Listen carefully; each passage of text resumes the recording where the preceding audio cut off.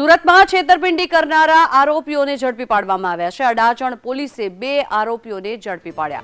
આરોપી પ્રમોદ યાદવ અને બિપિન મોરિયાને ઝડપી પાડવામાં આવ્યા છે। ઓસ્ટ્રેલિયાના વિઝાના નામે 24 લાખની છેતરપિંડી આચરી હતી। આરોપી બિપિન મોરિયા બીએમસી સ્કૂલના શિક્ષક છે।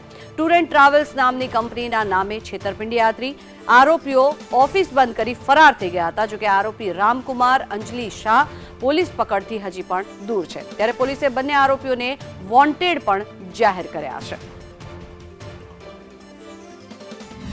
અલગ અલગ લોકોના વર્ક વિઝા અપાવવાની બાને ટોટલ 4 જણનું વિશ્વાસઘાત અને છેતરપિંડી કરી જે અનુસંધાને અડાજણ પોલીસ સ્ટેશનમાં 30 જાન્યુઆરીએ ગુનો દાખલ થયેલ છે।